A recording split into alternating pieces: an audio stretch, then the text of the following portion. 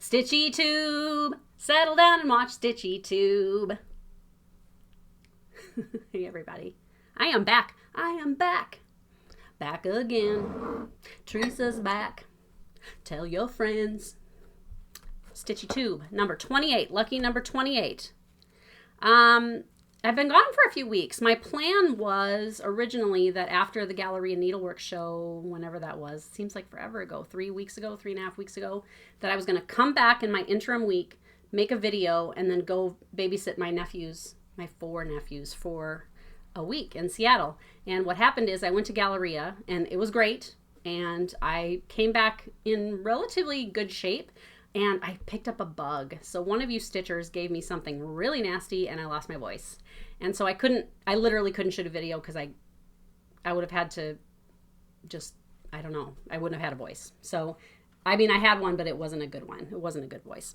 So, then I went to Seattle and babysat my nephews, Luke, Henry, Tate, and Noah.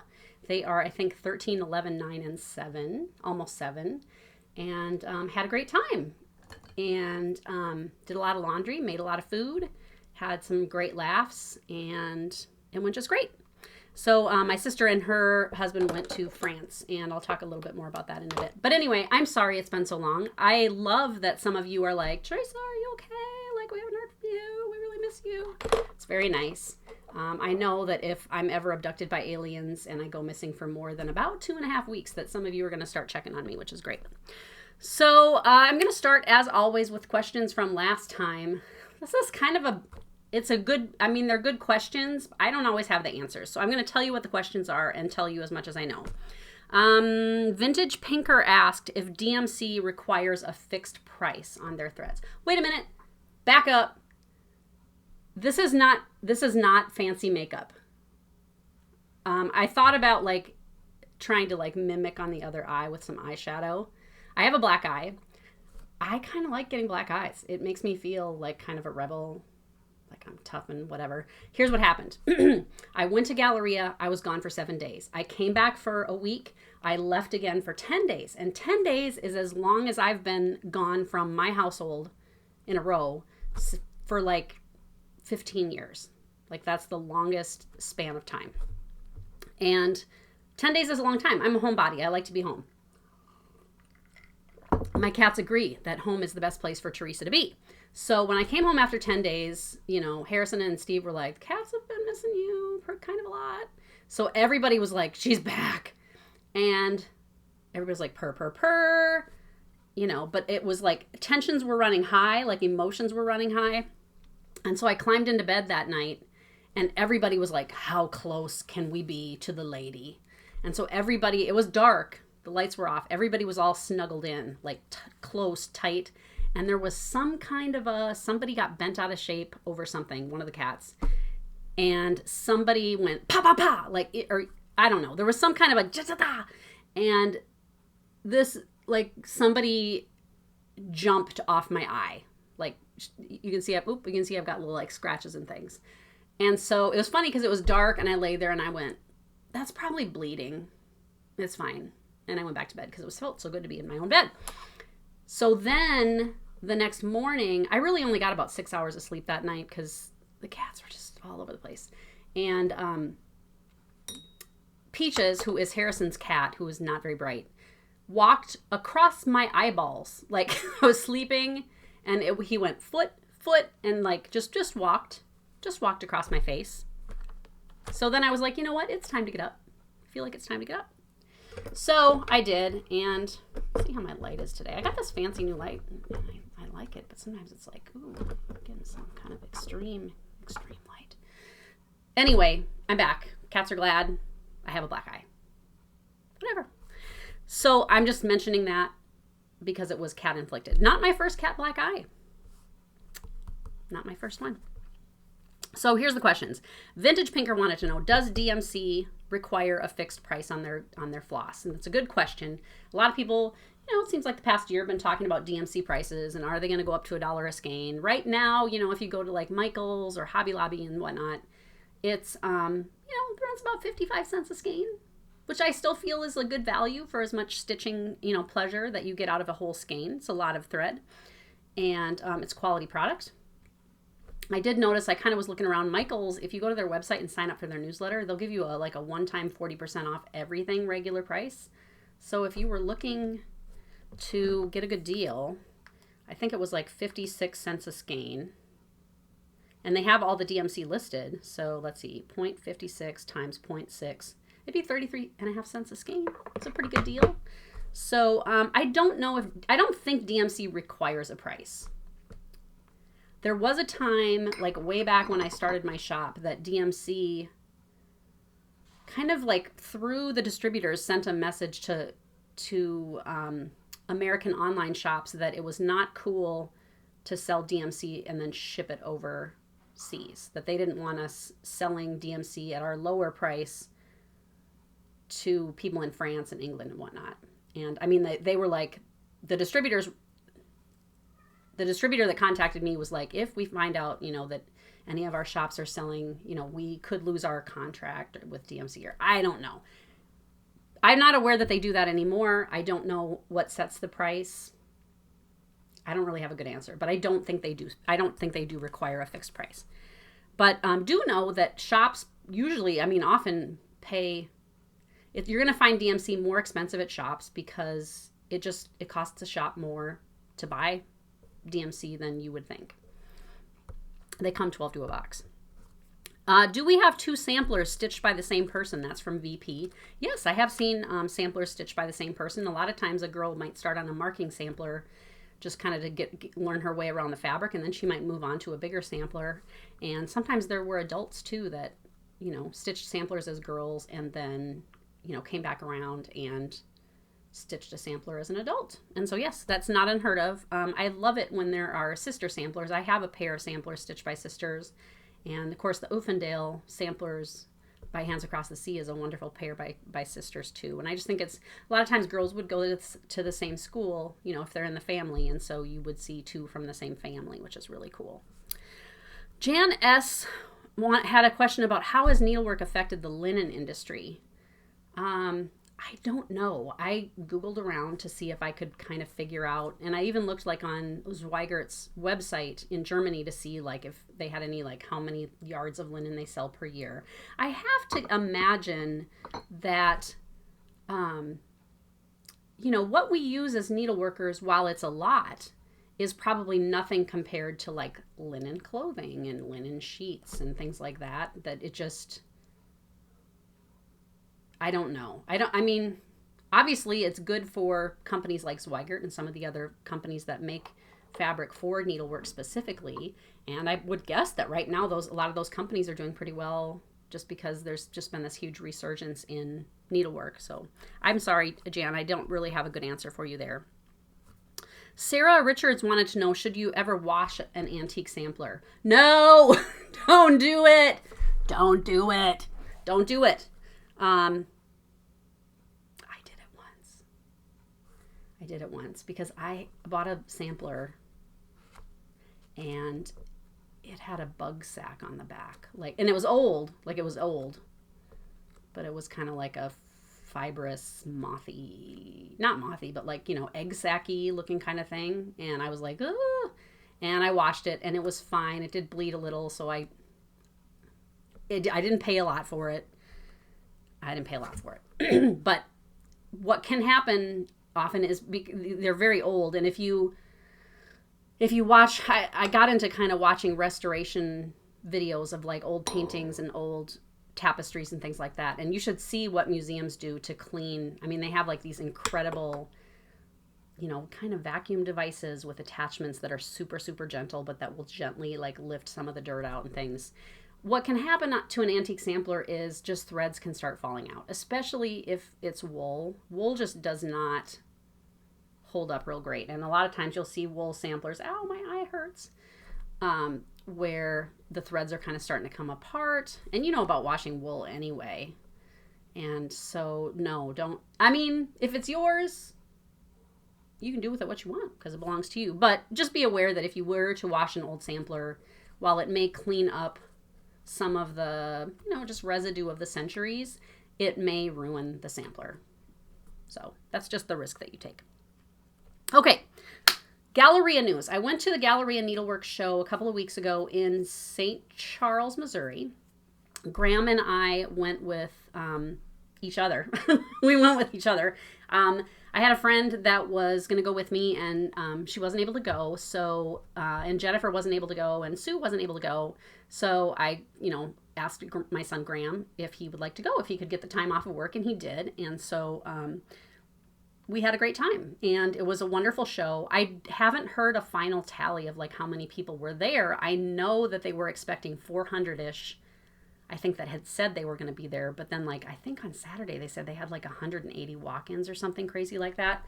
I had a booth that was kind of tucked down a little hallway, and so I was like, oh, I hope people see me.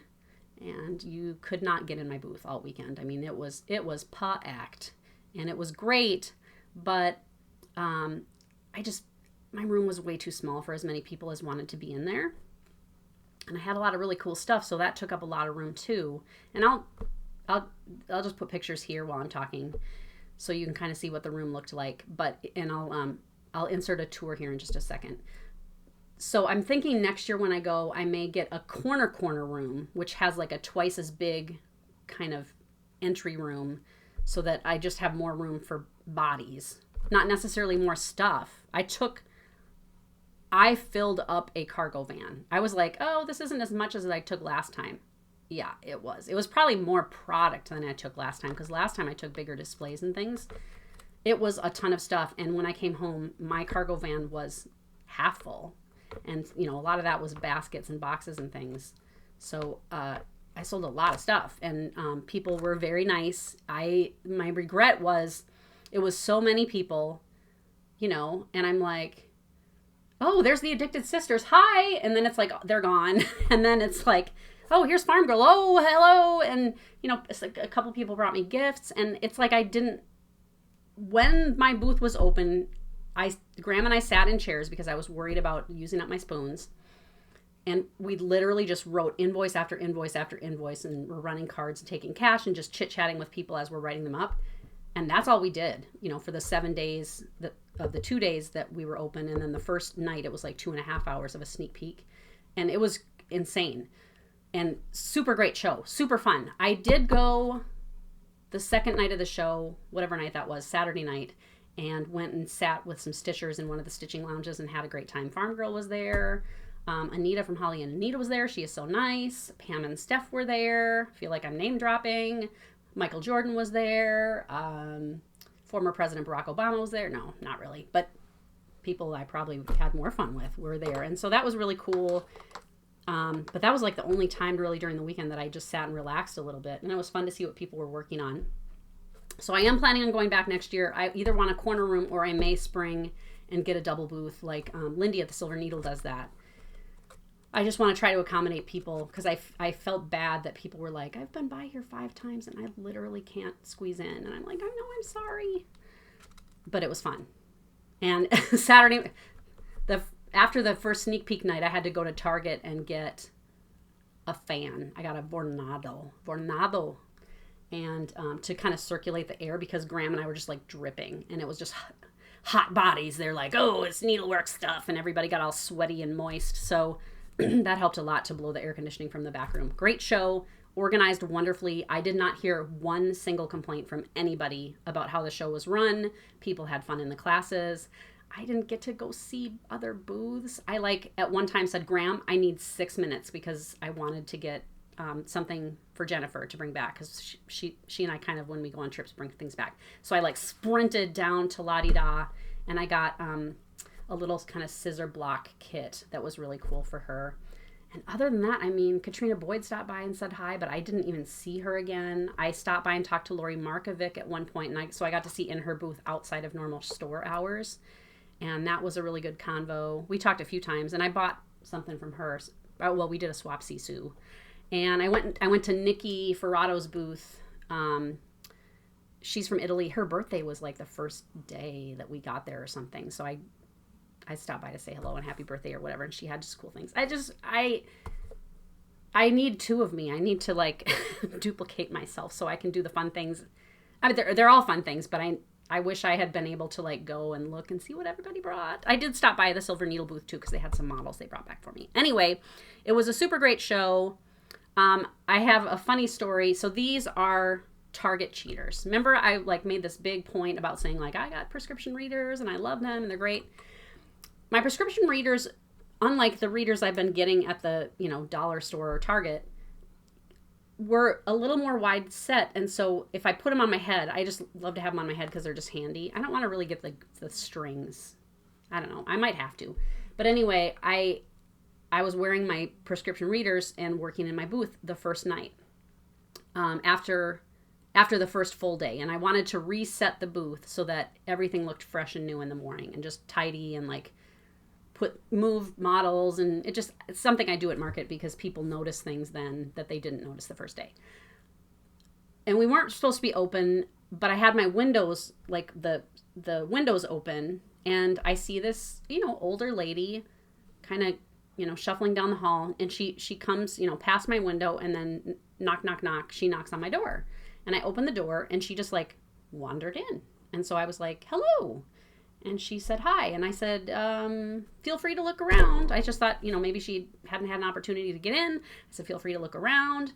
If you have any questions, let me know. And she said, I don't know what I would even ask you. And I said, okay. So I said, just, and so she was, flipping through charts and like picking things up or whatever. And she kind of wasn't very chatty. And I said, are you here? I kind of thought like, maybe she's just like a random person. And I said, are you here for the show? And she said, what show? I said, the needlework show. And she just kind of said, she like made some kind of noise, but it wasn't like a yes or a no. And she looked for like another minute or two, and then she just kind of tootled back out again. So I was like, okay, well, that was fine. Like I just didn't. Anyway, I think she took my glasses, and I don't think she stole them. I think she may have just picked them up. I don't know. I don't really know. But when I looked for my glasses, they were gone, and I had taken them off and set them on a table. So I gotta get new prescription readers. So that was a bummer. That was my loss for the trip. But, so like I said, Lindy at the Silver Needle brought me a bunch of my models so I could have them in my booth. And some of these models, like I mentioned last, StitchyTube, she has had for a long time, like since they were released. She will oftentimes come at market and buy charts and kits and things, and she'll be like, can I borrow these? And I always say yes, because she's been very nice to me, and I really like Lindy, and she runs a great store. So,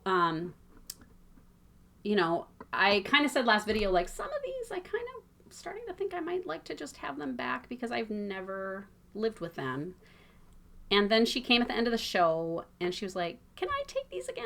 And I was like, sure. Because I'm a pushover.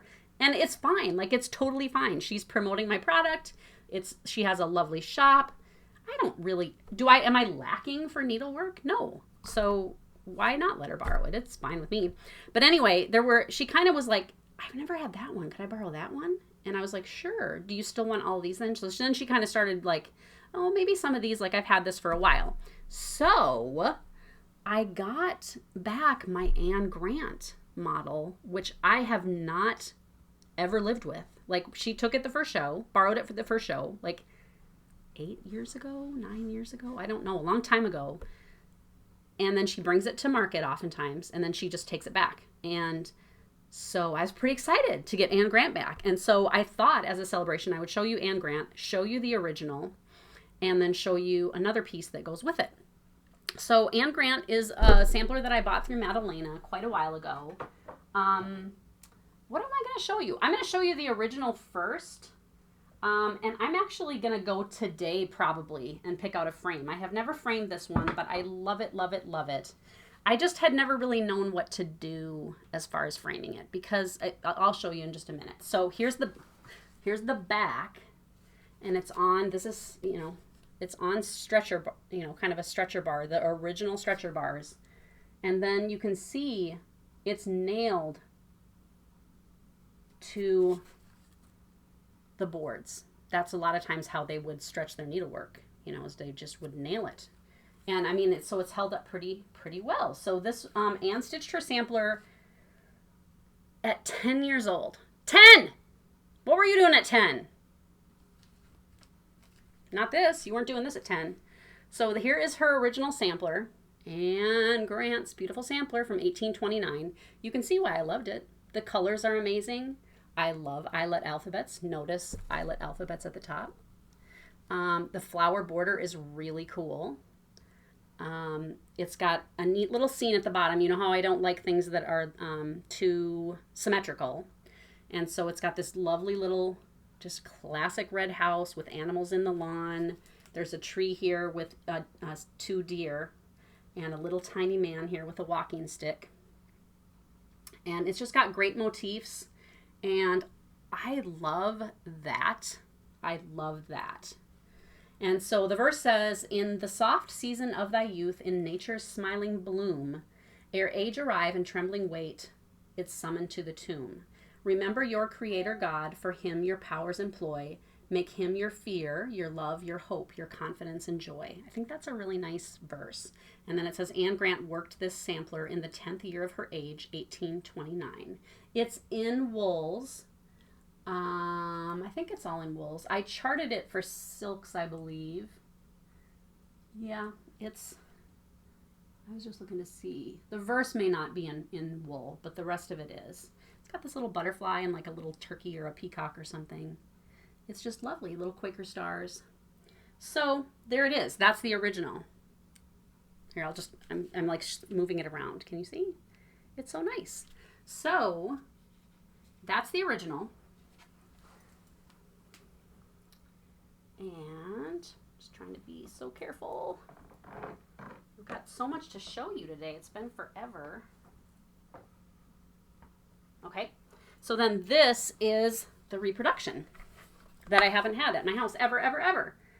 And it turned out super great. This was one of my first reproductions, and I think the fabric is Sand Dune by Lakeside Linens. The original fabric did definitely have kind of a peachy orange cast to it, and I went more for what the fabric would have looked like, more so when it was new. And I thought that the color of the fabric went really well with all the reds and pinks and things. I think if I were to reproduce it again, I would maybe make the fabric grungier and make things harder to see, because that's the kind of aesthetic that I like right now. But you can see there's the little red house, there's the little dude at the bottom with his walking stick, and all the little animals, and those great dividing bands, and 2 borders. See, it's got this cool border here. Anyway, I'm super excited to have it back. And so when I released this one, I thought, you know, it's pretty big. And the verse is over 1, and not everybody likes to do a verse over 1. So I thought, well, what could I do with the sampler to make like a smaller type of a project? So, pardon my booty again. All right, so this is a sampling by Anne, and this is a separate chart, and both of these are available on my site, Anne Grant, and then this is called a sampling by Anne. I took motifs from the sampler. Everything here, see, here's that little border that I just pointed out. Everything on here is a motif from that sampler. I changed the colors slightly, and I took the house and flipped it the other way, took the animals off the lawn, and just used, like, here's a little strawberry, here's a little Quaker star. This motif is so super cute. Look at this tiny birdie. And then here's one of those dividing bands. I really like this. And, you know, a lot of designers have. I know Beth Twist from Heartstring Samplery sometimes will be like, I want to show you this sampler because I feel like you all missed it. I love this one. And it's a way to stitch a reproduction of sorts without committing to an enormous project. And so this really is just one of my favorite little pieces. And it's I've kind of had a resurgence of this one. I've sent it out on a few trunk shows and taken it to shows and things, and people really like this one. But Blackbird Designs does that kind of a thing too, with, you know, kind of repurposing old samplers. So anyway, that's Anne Grant. Bada bing, bada boom. Okay, I'm leaving again in a week for the Midwest Stitchers Retreat. And I'm excited, and I'm sad that I'm going to miss my cats again. But I'm only going to be gone for 4 days, and it's going to be super fun. I've designed some little needlework accessories as a kit that'll go to all of the 75 of the people who are going to be there. there's an exchange of needlework smalls, and I'm finishing mine still, of course. So I will give news about the Midwest retreat when I come back, but I'm looking forward to seeing everybody who's going to be there. We're going to have a great time. All right, what am I all into? What am I all into right now? I went to Seattle, like I said, and cooked a ton for the boys. And I went to the grocery store a few times, and one time I found, I don't know if you've ever heard of Tillamook cheese. I can get it at Sam's Club, Tillamook. I think it's Tillamook, and it's good cheese. I found Tillamook butter. I like butter. It's really good. Like, it's very creamy, and it has good flavor. And I'm kind of starting, I've always bought like the cheapest butter. Now I'm trying out some other butters, and I'm finding that actually sometimes when you pay a little bit more for butter, the butter is actually better. So Tillamook butter, if you can find it, is really great. I don't know if I'll be able to find it here in Hattiesburg, but I'm going to look at Sam's. I did not find it at Target yesterday. I'm all into my washer. I don't think I've ever talked about my washing machine. Ours, you know, we always had top loaders. We probably, over the course of our marriage, this is probably our 5th or 6th washing machine. With, you know, we had boys, and like 15, 16 years ago, I was like, you know, front loaders were getting to be a thing, and people were like, oh, they get your clothes so much cleaner. And so I tried it, you know, and I kind of liked it. And I was like, you know, it's kind of like, it's a self-fulfilling prophecy. People say like, oh, your clothes get cleaner. You know how you're like, oh yeah, I think these are cleaner. I don't know. But the thing that I found about the front loaders is that they just didn't seem to last as long. I didn't have trouble with mine getting smelly because I always just left the door open so they could dry out on the inside.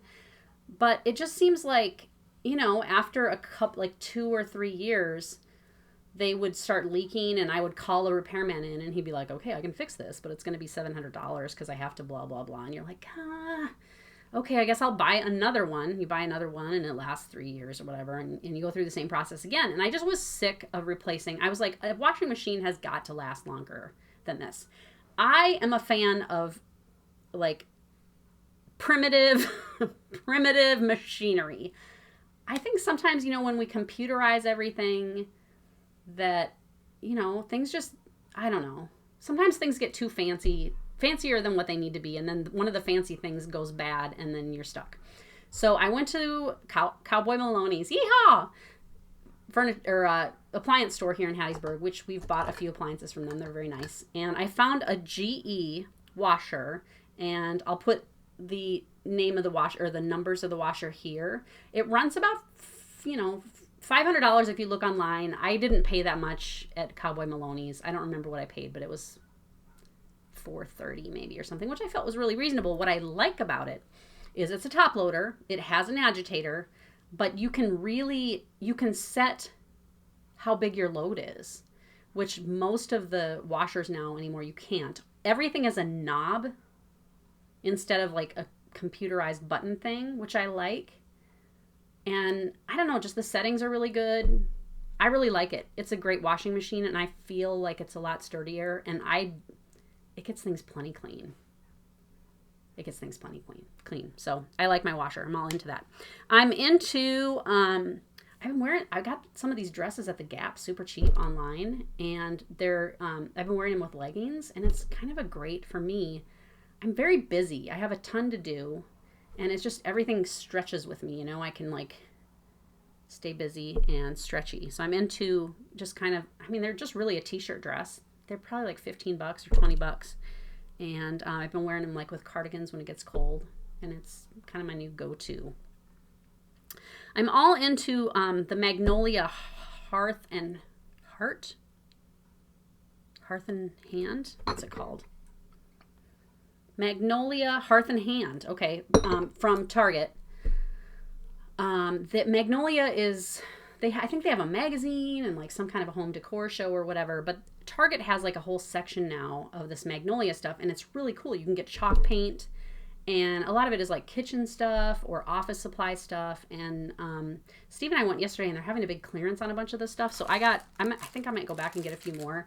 They had some of these cards where it's like a note card, and it's not an open card. It's just a card that you write on the back of, but they look like old library cards, and they come with kind of cool envelopes. And they had been $4.99, and they're like $3.40, which for 10 cards is like 34 cents a card, which I feel is a pretty good deal. So, and then I also picked up, these were not on sale, but they were only $5.99, salt and pepper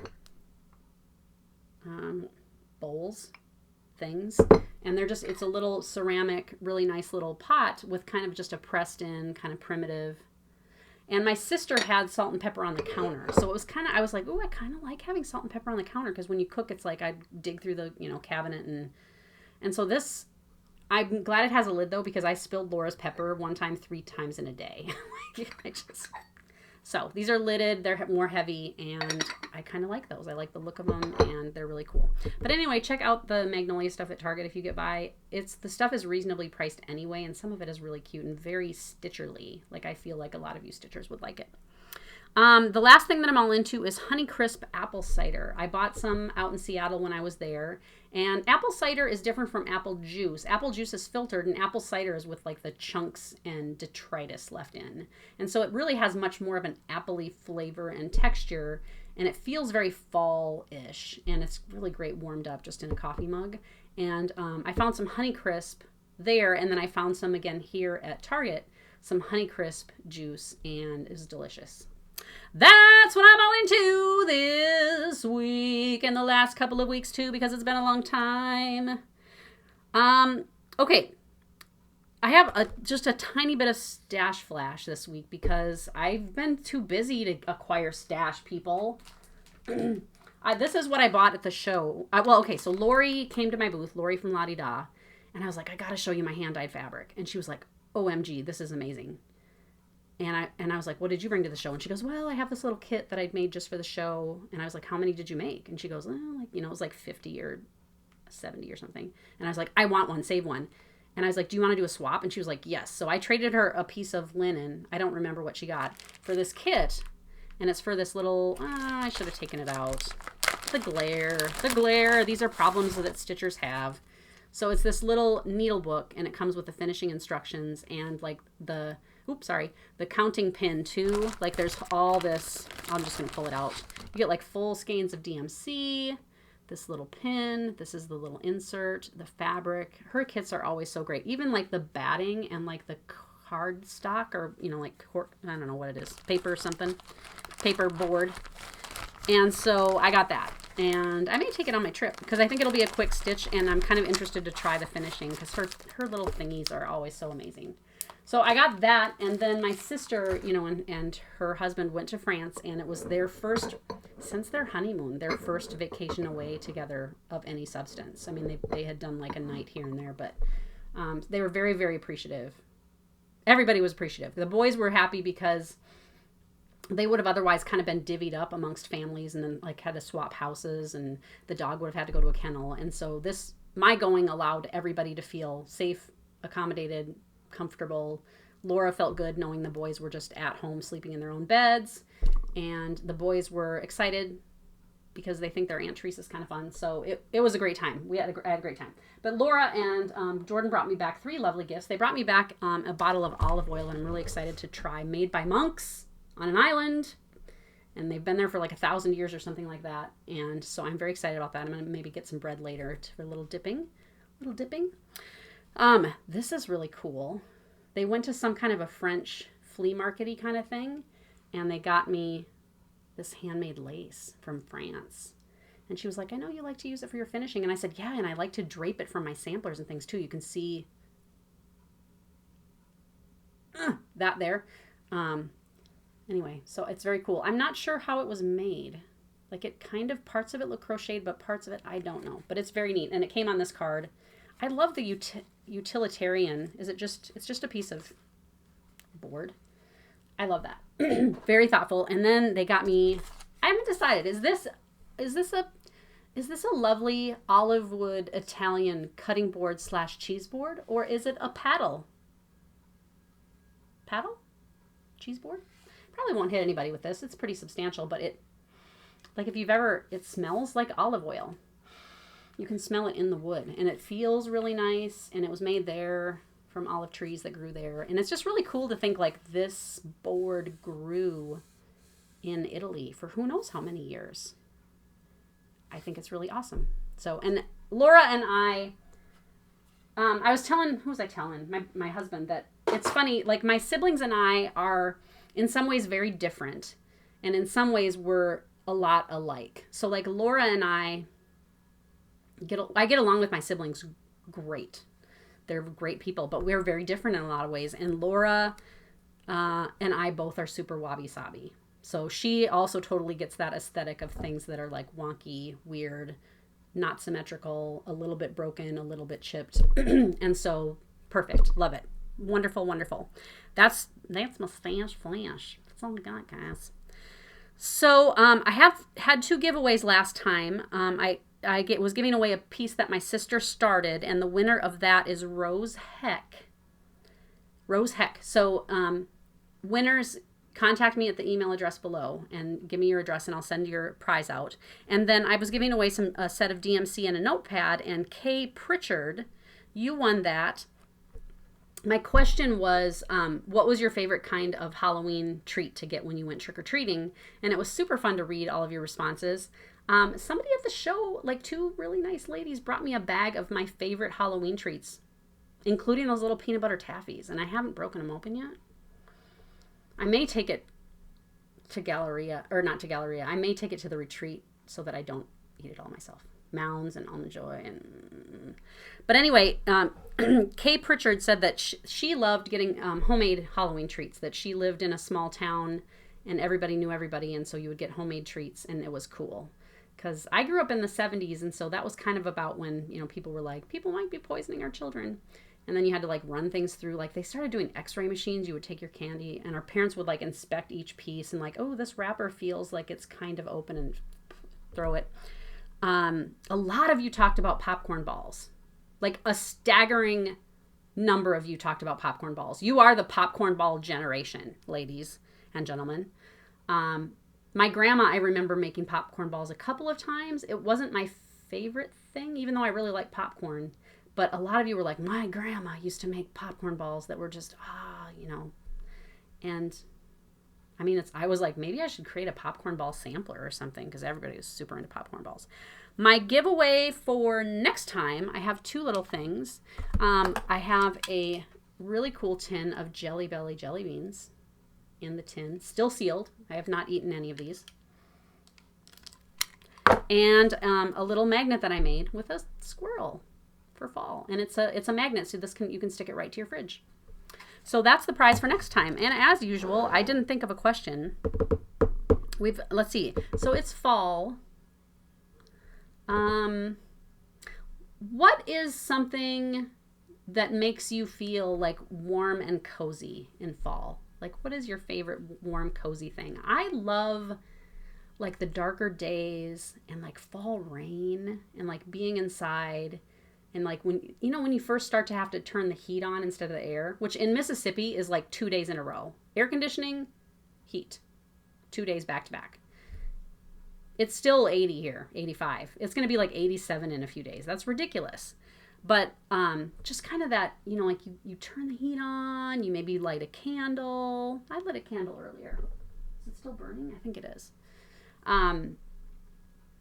You light a candle, you maybe put on some like Norah Jones or some Sting, and you get like stitching. To me feels very fall like, especially samplers. Like I feel like samplers are a great fall item because they're, girls used to stitch them as part of their schoolwork. A lot of times they're a little bit, morbid or spooky or kind of, just kind of like that. I don't know. And then, I don't know, just like cooking something that you haven't cooked all summer. Like maybe you put a roast in the oven for the first time. And so I really like fall. And I'm hoping it really gets here pretty soon. Somebody said, do the leaves turn colors in Mississippi? And I said, yeah, they turn brown and then they fall off. We don't get fall colors here really. Sometimes you'll see like if there's a maple tree, it'll turn a little bit, but not like other parts of the country. So what's your favorite fall thing? And you'll be entered to win that next time. Okay, page 2. I took needlework with me to, what did I work on at Galleria? I took something out to work on at Galleria. I don't remember. And I've been working on the kit for this retreat that I'm going to, but I don't want to show it to you yet. But I took 3 projects with me to Seattle. Oh, there it is. Thinking that I would have, time in the evenings to stitch. And I just really didn't until the last day or two I got some stitching in. But then on the way home and on the way there, I stitched like a maniac on the airplanes. And I'm fairly certain that I'm cursed as far as travel goes. My flights are never on time. Ever. In the last 2 months, I have flown, basically 4 times. 2 Seattle and back and 2 Seattle and back. Not once did I arrive home unless, it was more than an hour every time past when I should have been home. I've had to stay overnight before. I don't have good luck. But anyway, you make the most of it and you take some stitching with you so that you can get something done. And I was reminded recently when I was going through my stuff that I really wanted to get this sampler done this year yet. It's the Ann Womack sampler by Scarlet Letter. This is not a sampler that she owned. I think it was like a museum in Pennsylvania, maybe in Philadelphia, that owns the original. And so she reproduced this, and then some of the proceeds from the sales of the sampler go back to the museum, which is really cool. But anyway, she stitched her original sampler in 1818, and it's 2018, so I feel like I want to finish it this year, or at least put the date on it before the year is up. But I've made good progress. Here it is so far. It's lovely, isn't it? It's really lovely. And that G through R, I stitched between Chicago and Mississippi. And I was in a tiny plane and it was dark, so the lights were out. And I was the only one who had a reading light on. And that's what I stitched by. And I was like, God darn it, I'm going to stitch. And so I thought, well, I'll stitch letters because those are pretty easy. And I don't think I made any mistakes. I love the style of lettering. There's more alphabets at the bottom. I did a number of these motifs in Seattle, and so they'll remind me of that. This tiny, tiny little dot right here. Oop. The boys had asked me what stitching over 1 looked like, and so I made 1 tiny over 1 stitch to show them. And I'm just going to leave it because that's a little memory for me and no one will know. But anyway, love it, love it. And I think you can get this as a kit or a chart from the Scarlet Letter. So that's really all I've gotten done. And I should show you, I don't think I've ever shown this. My friend Sue made me this bag. We ironically, when did we get together? Like at last market, made each other bags without knowing it. So this is, she made me a bag with the window on the front, and it's got Paul Bunyan and Babe the Blue Ox, which is cool. So that's the bag that I have it in. Kind of digging project bags. I'd like to make some more project bags this fall. Okay. And then, so last Hang With Me video, which a lot of you are digging the Hang With Me videos. They're fun to make, and I'm going to make another one tomorrow because they're easy and I enjoy it. And some of you are like, oh, it's really cool to hang out with you, and so I'll just make one.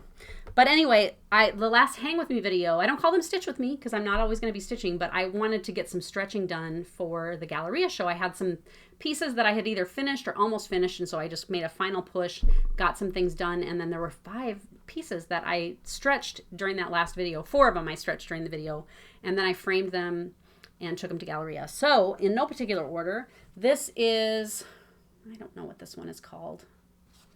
This is a Brenda Gervais piece, and it's on my site. So just look under With Thy Needle and Thread. I'd stitched it on Pecan Pie 40 Count by Zweigert. Really fun to do. I think that top portion is so cute, and the bottom went really fast. I wasn't like excited. I don't like stitching the same thing over and over and over, but they went really fast, and once they all match. So once I figured out like, oh, this is how you put it together, I didn't even really have to look at the pattern to do those flowers. So that's that, and it's in like a gray kind of barn woody frame. So that's one. Number 2, this one I stitched. I finished it a while back. Probably 8 years ago, I probably finished this. And it's a series by Kathy Barrick through Carriage House Samplings. This also is on my site. So look for Charity, Faith, Honor, Hope, and Love. I did it on silk gauze. And I got this little kind of frame with some gold accents. It looks kind of old. And then this is actually like a linen mat board. And so it's tiny. Here's a koosh ball for a scale. I mean, you can see, like, here's my finger. So they're pretty small. But the pieces themselves are super cute. I filled in the back with black. But they stitch up really quick, and I just did them in DMC on 40 count silk gauze. So look on my site for those if you like those. They were really fun to do, and I think even if you did them on 40 count over 2 or 32 count over 1 or whatever on 11 count Aida, and however you like to. I think they're very cute little pieces. And they don't take too long to stitch. Okay, this one was the showstopper. This one I sold out the first day of and I thought I had a lot of these charts, but I didn't have half as many as I could have sold. I have more on order from the Primitive Hare.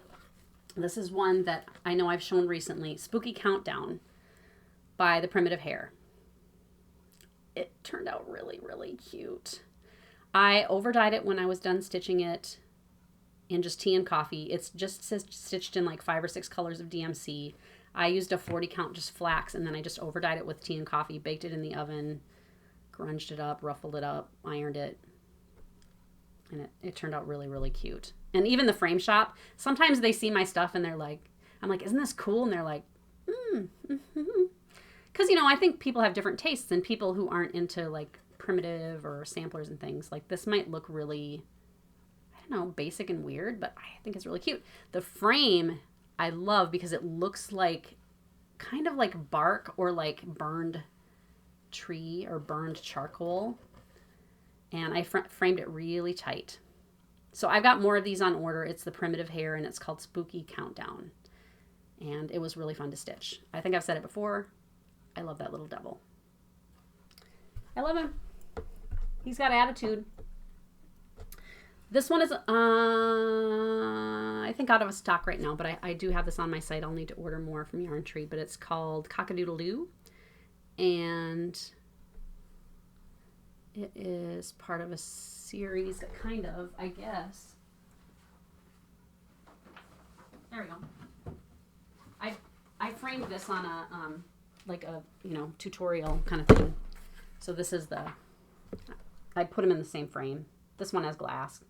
This one doesn't. But they're stitched on the same fabric. And they're very cute. There's one more. There's like Mary Pepper's pouch. And I don't know how I'm going to do that. But I just like these little birds. They're very cute. So the little rooster, he turned out cute. And that's, again, just DMC. And I just used a scrap of hand-dyed fabric that I had. And then the last one is called All Our Troubles by La Di Da. And all I had left was like the top, like, this, and then my name and the date and a few words maybe. And that's on 40 count, something hand dyed. I did use the overdyed threads, but it's like 5 or 6 colors. And I think that's in my shop too. It's called All Our Troubles by La Di Da. So it's really great to have, finished up some of these samplers that have been sitting around for a while. Okay, I have a list of 10. And like I said, fall just to me is very much sampler time, especially like reproduction samplers. It just feels right. Like all fall and into January and February. And then I start to kind of feel, I don't know. I feel, hey, Briar. You guys never get to see Briar. Briar. She's very pretty. Briar. Hey, sweetie. You come here? I might tell you about my cat. Hey, Briar. Fitz isn't in here. Fitz torments her. Unfortunately, they don't get along. Briar. Missy. Hey.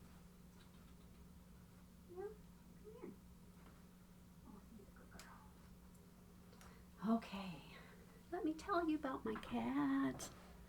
This is Briar. She's lovely. And she's a very happy cat. She's very quiet. She's probably 5 or so. She was a kitten that came in by herself. She was found in front of the Briarwood Apartments or something like that. So that's where she got her name. She was found by herself, I think by animal control. She was the cutest kitten. And we had like 200 kittens in foster care at that time. And I had gone to the shelter and just, kind of walked through the intake area. And she was in a cage by herself, purring, just so, so cute. Can you say hello? Yeah. And I had gone to talk to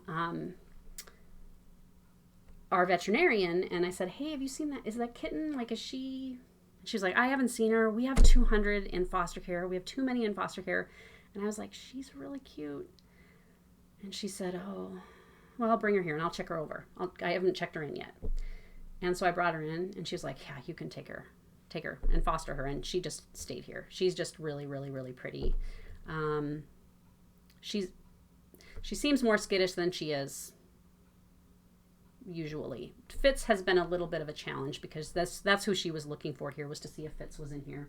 And he's not, but Fitz just isn't nice to Briar. For some reason, they just don't get along. And so we're working on it.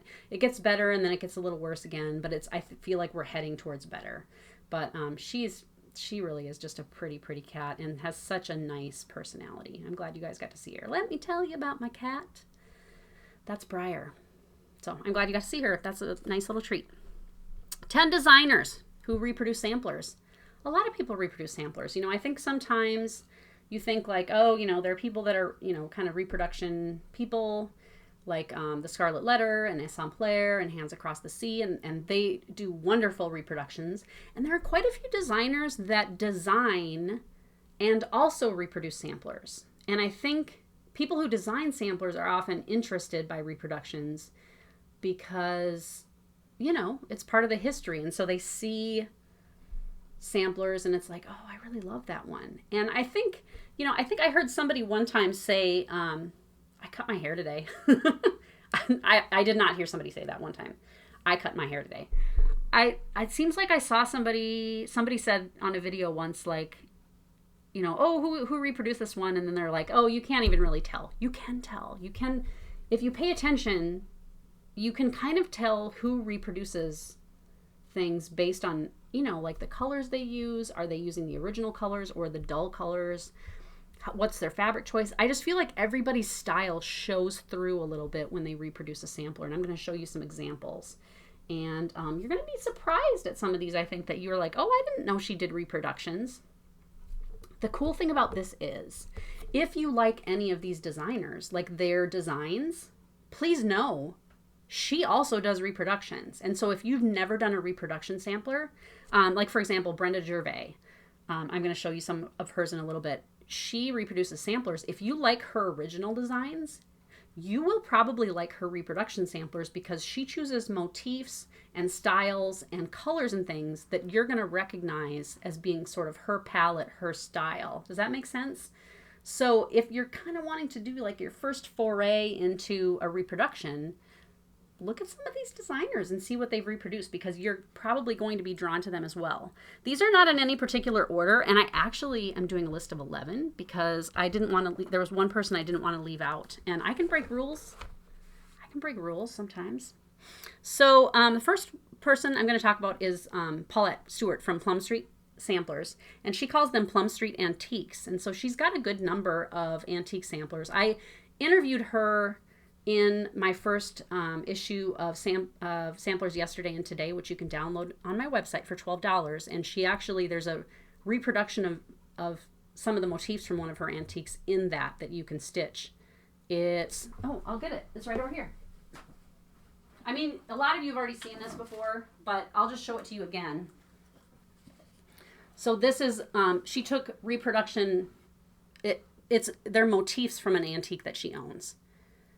And so you can see Paulette in that. You can see her colors in that. And it looks very Paulette, even though she didn't necessarily design all of the pieces there from a sampler. It's kind of what she's drawn to. I'm stitching this one. It's called Esther Cider, 1796.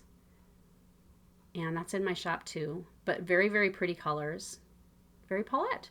Very, because she's kind of pinks and kind of yellow greens. Like that's very her, I think. And then another one, I just chose a few, is Caroline Broomhead. You can't tell me she didn't get made fun at school. Made fun of with a name like Broomhead. Hey, Broomhead. Poor girl. Super pretty sampler. Again, you can see Paulette with those greens and those pinks. The bird up there in the cage. Made in 1838. And she's got a picture here at the bottom of the original. Is that the original? Oh, did she? And her little friend's pin keep. Now I'm looking to see, like, did she change this a little bit? No, she didn't. She didn't. That is the original sampler. Caroline Broomhead's work, age 10, 1838. So, and it's got the great little snake wrapped around the tree. Very pretty, but she has a number of antique samplers, and this one actually comes with a pin keep too that you can stitch. But she's got a good number of reproductions that she's done, and she has more samplers. And I feel, ladies and gentlemen, that if, you know, the more you support a designer's reproductions, the more of them they'll do. Because in talking to some of these ladies here, some of them, you know, make the comment at market and places where they're like, I love reproducing samplers, but they just don't seem to sell as well as my original designs, which kind of puts a damper on wanting to really do them, because it's like, you know, maybe it's not going to be that well received. Buy them, because then they'll do more, and they're so cool. They're so cool. It's a piece of history. I was going to say, too, on that Anne Womack that I'm stitching, I'm going to put my name and the year 2018 on it, you know, because I think that's kind of cool. Oh, my stomach's growling. Kathy Barrick has done a number of reproductions under Carriage House Samplings and as Kathy Barrick and Barrick Samplers and all of the iterations. And she picks really cool samplers. I maybe just kind of pointed out a sampler to her that she did end up getting that is going to be reproduced maybe for Nashville, Kathy. This is one I'm stitching, and I brought mine. Now, hers she reproduced in the blue that the original was like. This is from 1819, and I think I've shown this one before, but I love stitching alphabets. There you can see all my carries on the back. So there's that, and it's really fun to do, believe it or not. I am putting my own name in instead of her name, but I like it. It's different. It's neat. It's kind of big, and it's lots of letters, and who doesn't love letters? We all love letters. They make up our words. Here's another one of hers, Swan Garden, and this was the coolest piece at market 2 years ago. She actually bought an antique purse that was done in petty point and then reproduced parts of both sides of the purse. And as always, the picture doesn't do it justice. This piece is so pretty, people. It's really, really pretty. It's got a fairly lengthy list on the back of silk colors, but you could stitch it in DMC. You could stitch it in DMC. Okay, so there's that one. And then another one, I'm going to show this again. I know I've shown it on my videos. Anne Smith is one that she's reproduced, and I liked this one so much that I bought it twice. Actually, this, okay, look at that. Look at that border.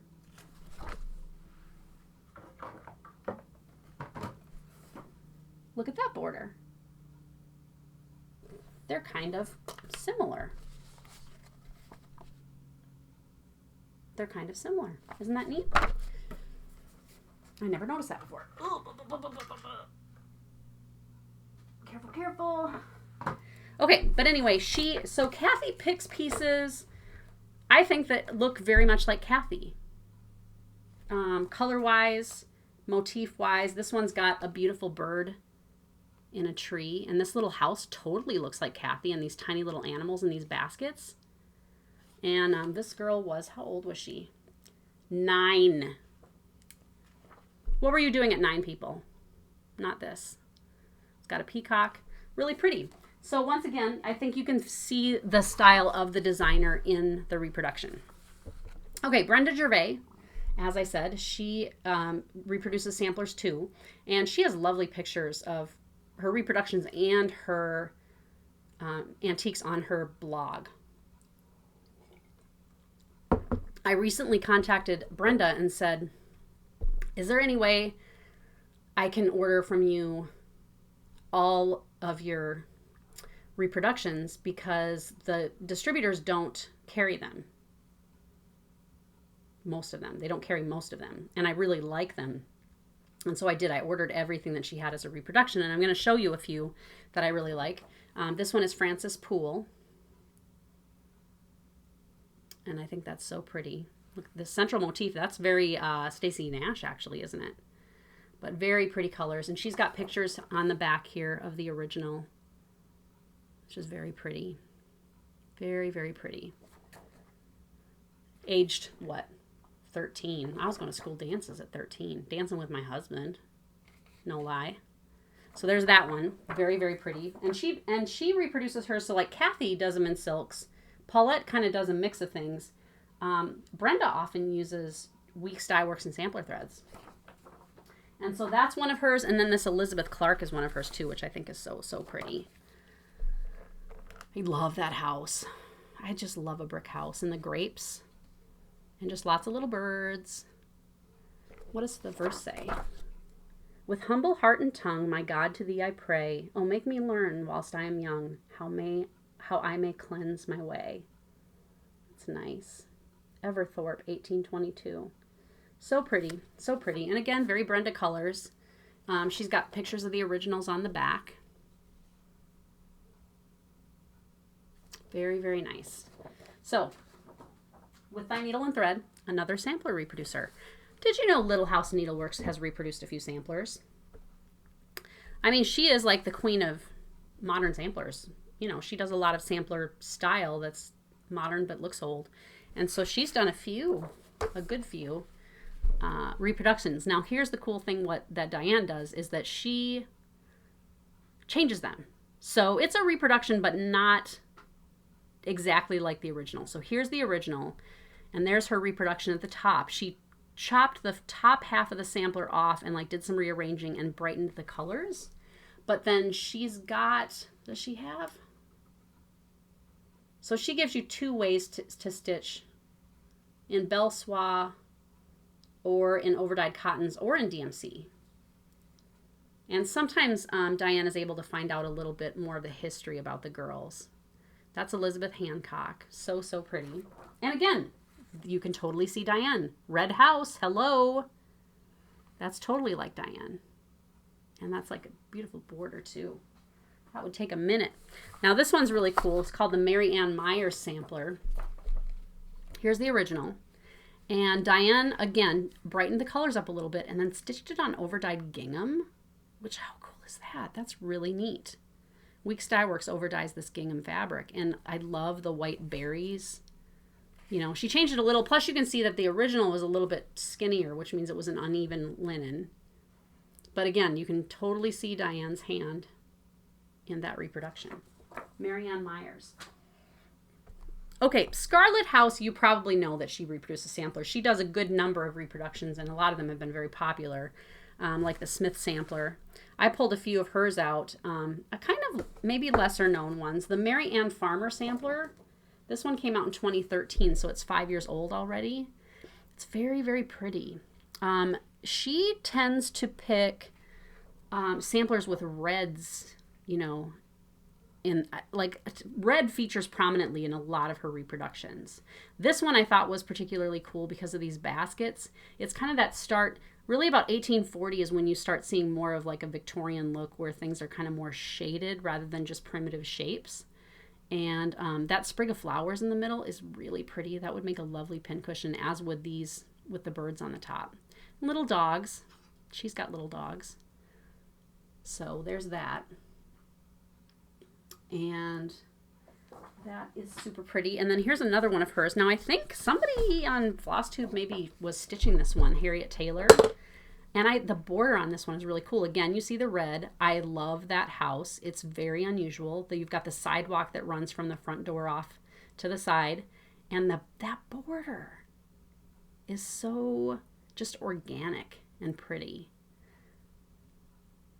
whatever is worth doing at all is worth doing well, but it is impossible to do anything well without attention.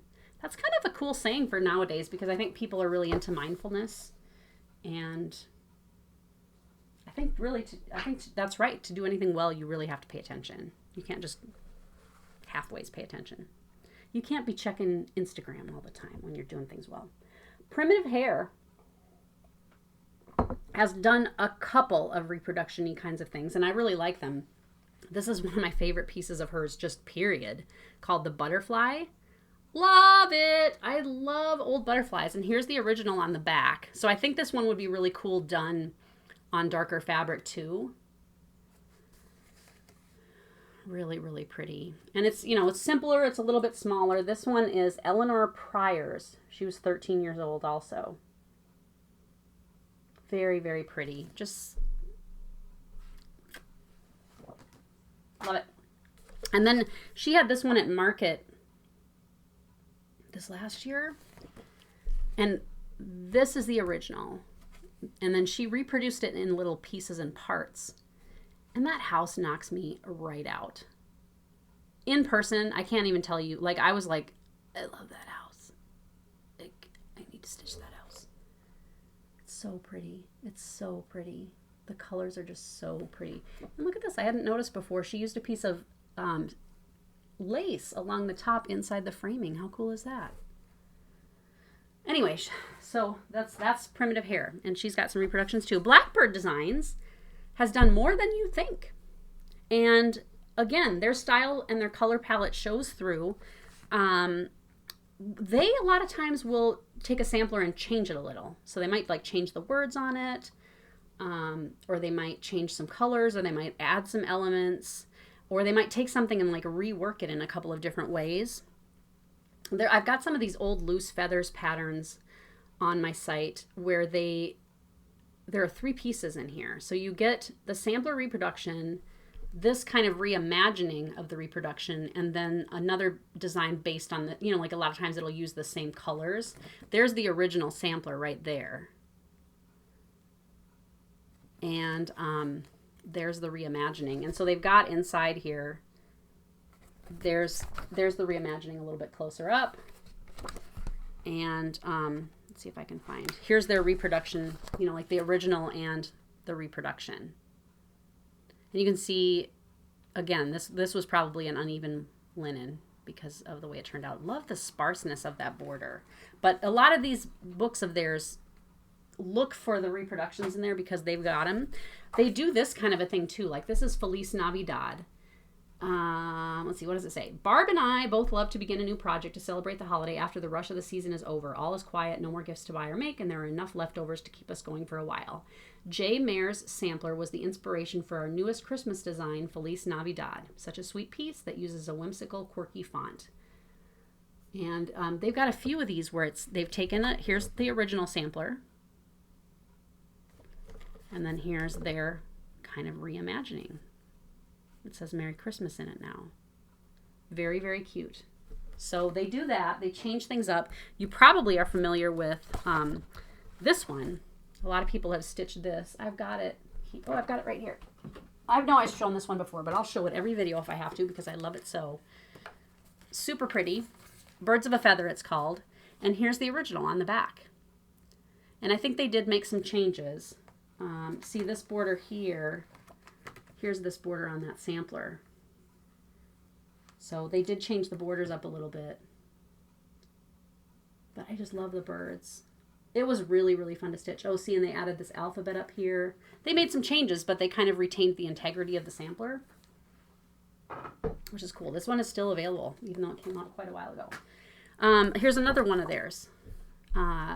Maria Selby Humphrey. I stitched this one for my friend Jennifer, and I'm going to put some pictures there so you can see how beautiful it is all stitched up. This one is a Loose Feathers 2, I think. Maybe? I thought it was. But again, they've got the original sampler reproduction. And now in their book, they don't show what it looks like restitched. They've got this lovely pincushion in the same colors. And then they've got this really cute little piece with the house too. So again, they take it, they change it, they adapt it, they make it their own. Here's a close-up of the sampler, the original. Really, really pretty. That one was fun to stitch, and it's got a great verse about education. The education forms the common mind. Just as the twig is bent, the tree is inclined. A good conscience is both the testimony and reward of a good life. So it's got a few verses on it. But that one was really fun to stitch. Okay, so Blackbird Designs, lots of reproductions, and I love their taste in samplers. Like, a lot of times they'll pick a sampler, and I'm like, oh, that's unusual. But then when you see how they've done it, it's like, oh, I love that. I love it. Chessie and Me does reproductions too, and I only had one here, but I'll put some pictures here of some other ones. She hasn't done as many, but I really like her reproductions. This one, let's see, I'll put this here so it doesn't interrupt anything, is Esther Edison. Ta-da. And that's really cool. That came out at market last year. It was very, very pretty. Again, a big red house. You've got to love it. So Chessie and Me does some too. And you can see definitely in her work, her love of old needlework. And Lottie Da has done a few too. This one I have here, it's called Eliza Mitchell. And when this came out at market, I had to get it. It's very, very pretty. And again, those are totally Lori colors, kind of browns and olive greens. You know, just kind of grungy. She's got a really good aesthetic. 1824.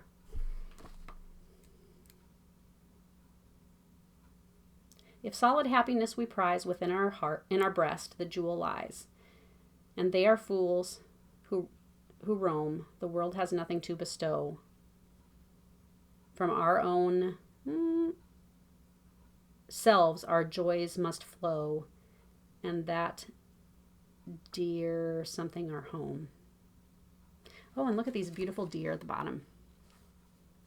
That would be a fun one. I mean, that could be kind of Christmassy if you think about it. If you think, well, and even if you don't think about it. Stacy Nash does reproductions too. And you definitely can see reproductions. Now, she sometimes will take a reproduction and like, this is made into a sewing roll. And she's got instructions on how to do the finishing. And I love that. And here's another one. Now, this one I actually have started. And this is the Mary Bars sampler. She was 11. It's enormous and it's very pretty. And Stacy, when they were stitching the model, the fabric was cut the wrong size, and so they joined two pieces of linen together and stitched. So it's two pieces joined together to make the one sampler, and I'm doing mine that way because I think it's kind of some kind of genius. But again, totally looks like something Stacy would stitch. The last one that I added was a Heartstring Samplery, Beth Twist, and she does reproductions too. Here's one called Sarah Boothman 1845, a great little motif sampler. Age 10. And then I love this one, and I think she did a great job reproducing it. She has the reproduction on top of the antique. I mean, she nailed it. And I think it's really pretty, kind of sagey greens with pinks. Very, very pretty. So like I said, that's a list of 10 designers that you may love their designs, their original designs, but they're also doing reproductions, and so do watch out for those. I have started to change my website a little bit. When I first opened my website, it was just mostly my designs.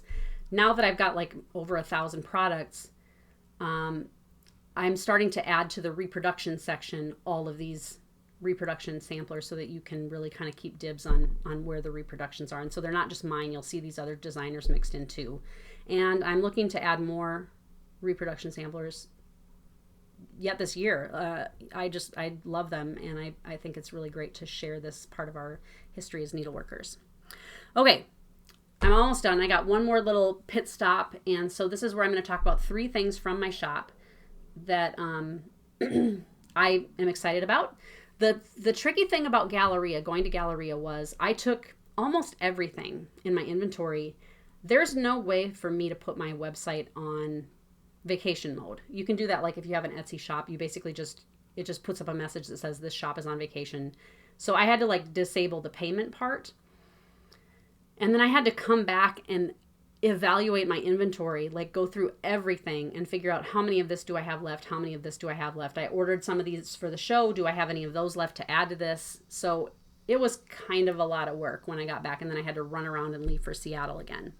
Not complaining, just telling. But I've got some cool things that are newish in my shop that I wanted to share. I add new things all the time. I got back from Galleria and added another 100 products, and I still have more to go. I got a whole bunch of cool home decor stuff that I'll be adding sometime soon too, and people went banana pancakes over that at the show. I've got some needle minders, and I'm gonna start putting them up kind of in sets. The ones that I've got up now are Halloween needle minders. They're made out of laser cut wood. They're very thin, and they've got a strong earth magnet, 2 earth magnets on the back. One is, the one that's on the piece, and the other one is to hold it onto your needlework. You can use it as a needle minder. They work great, or you can just, I have like my anchor cabinet is where I put my needle minders. I don't really use needle minders right the second, but I might in the future. But I get them as gifts sometimes, and so putting them up lets me look at them and enjoy them. So you can just use them on your fridge too if you like. So what I have up now is Halloween needle minders, and I'm going to do like a fancy graphic right now.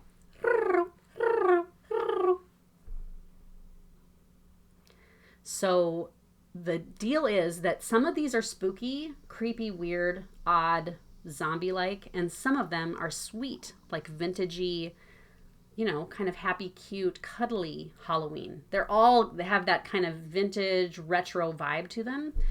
But a lot of these I have one, and I don't have time to photograph every single needle minder and make a separate page for it on my website. So the way that you buy these is you go to the needle minder page, and I'll have a link below to my website, and it's going to be on the front of my website right now. If it's not, when you watch this video, just do a search for Halloween needle minders, and you can choose how many you want, but you can use trick or treat.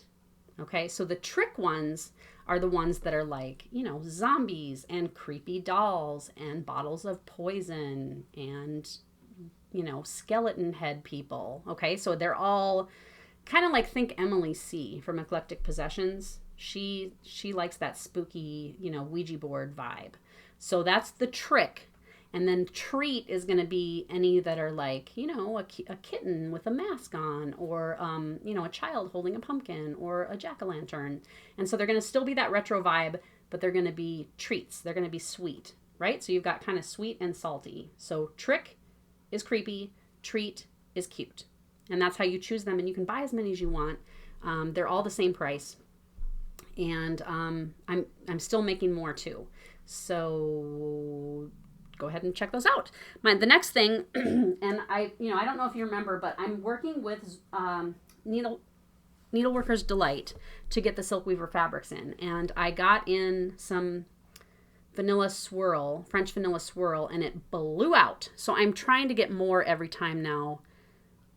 And it's tricky to get, but I'm getting it. So the color that I have now that I just picked up at Galleria, they brought it for me, is Days Gone By. And this is the 36 count Days Gone By. And it's very, very pretty. Oh, it's so pretty. It's so pretty. Okay. And so the colors I'm getting in are sampler, prim, vintagey kind of colors. Practical shades of brown pretty much is what I'm getting. So I have Days Gone By right now in 16 count Ada, and then linen 28, 32, 36, and 40 count. And I have limited amounts of each one. When this is gone, I will order more, but I have it right now. And the cool thing about my website, there are a lot of cool things about my website, but one of the cool things is that I can say how much of something I have, and so when I run out, you won't be able to buy more and then have to wait a long time for it to come in. The last thing I want to talk about that's on my site is these... I hand dye linens, and it's fun. And sometimes it's like, okay, I'm out of linen to dye, but I kind of have time in my afternoon to just kind of be running things through my process. So I dyed up some other things to take to Galleria. And these will just be available on my site now. Like hand-dyed ticking. It's so cool. Oh, it's cool. And they come packaged really cutely with like these farm papers around them, and they've got stiff board inside, so you really could put them in a basket and just have them on display. But I've got navy blue and this kind of cherry red, and these were off-white and blue and off-white and red, and they're over dyed to look like a dirty mattress essentially, and I love them. And so these are $15 and you get a fat half of that. And so you can use it for finishing pin cushions and things like that, or just like I said, just put it on display. They're really, really cool. And then I also am hand dyeing just cotton quilting fabric. And I'm doing them in a lot of the linen colors that I do. And, you know, it's like, okay, I made a dye bath of this color. I'm going to toss some of this cotton in and make some fabric. And so once again, you could use this as just have some in a basket as a display, and then you can use them for, you know, like wall quilts or backing projects or making little stuffed animals or whatever you want to do.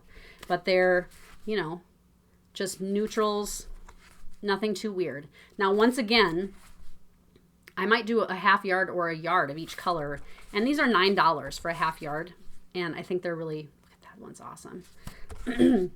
I think they're super cool. They're ironed and everything. They smell good. They smell good. But to buy them, I'll have a link below to my site, and look on the front page now of my site for the picture of this page. It's $9 for a half yard, and I've got just like a couple of color options, and so you'll get something in that range. And so just look for those there. When they run out, I'll make more, but it's not, you know, it's not something I have unlimited supplies of, but they're very, very cool. They're very cool. And if you don't buy them, I'll have them because I think they're neat.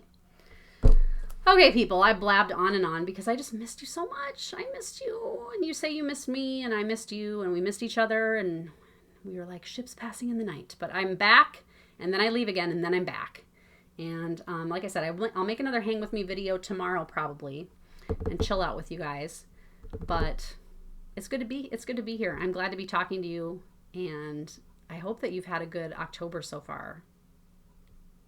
It's just the best month. If you have a birthday in October, it's a good birthday month. That's all I've got. I don't have a chicken update because I haven't seen Jen for a few weeks. So I think they should be laying eggs pretty soon, which I'm pretty excited about. All right. Until next time. Bye-bye. See ya. Missed you. Bye now. Here we see in his native habitat Luke rolling the noodle dough. Yep. He is a crazy creature, this Luke, but he rolls a good noodle. Okay, guys, I'm going to take you on a quick tour of my booth. We just had the opening night thingy, and it was awesome. I saw lots of really cool people. So this is as you walk into my booth, all kinds of charts and lots of little accoutrements. I've got these cool bags too with sheep and bee skeps. And there's all the fabric and all kinds of good stuff. And then here's more fabric. Picture this plus. And lots of charts and good things. And people just went crazy. And it was really good. And I'm very tired. But it was really fun to see everybody today. I had a great time, and tomorrow's going to be fun too.